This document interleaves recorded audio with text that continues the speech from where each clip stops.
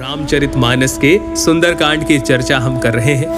अब तक हमने हनुमान जी की सुरसा से भेंट, रावण के महल में उनका प्रवेश, विभीषण जी से उनका संवाद और सीता माता को मुद्रिका देना, ये सब सुना।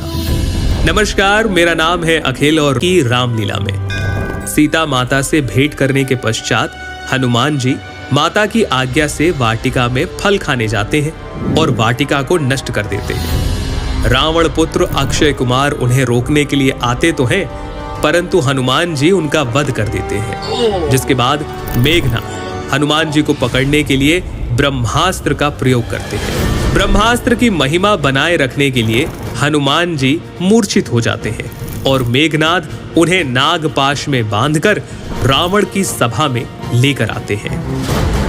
अरे वानर, तू कौन है? किसके बल पर तूने वन को उजाड़ कर नष्ट कर दिया? क्या कभी तूने मेरा नाम, मेरा यश नहीं सुना? क्या तुझे प्राण जाने का भय नहीं? हे रावण, सुन, जिनका बल पाकर माया संपूर्ण ब्रह्मांडों की रचना करती है, जिनके बल से ब्रह्मा, विष्णु, महेश सृष्टि का सृजन करते हैं, पालन और संहार करते हैं, मैं उन्हीं का दूत हूँ। ये सुनते ही राक्षस उन्हें मारने के लिए दौड़ते हैं, लेकिन विभीषण अपने भाई रावण को सलाह देते हैं कि कोई दूसरा दंड दिया जाए, जिस पर रावण कहता है कि इस वानर का अंग भंग करके भेज दो। कपि के ममता पूछ पर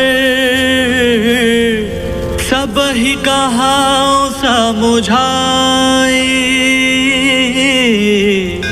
तेली बोरी पटी बांधी पुनी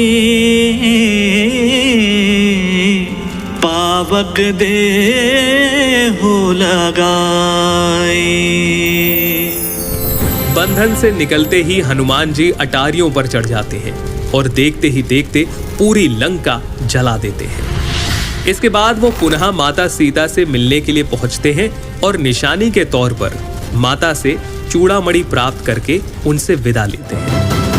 हनुमान जी समुद्र लांघकर वापस आते हैं और श्री राम को सारा वृतांत कह सुनाते हैं। राम जी समुद्र तट पर आकर समुद्र से रास्ता देने की विनती करते हैं, लेकिन जब 3 दिन बीतने के बाद भी समुद्र नहीं मानता, तब रामचंद्र जी क्रोध से बाण चढ़ा लेते हैं।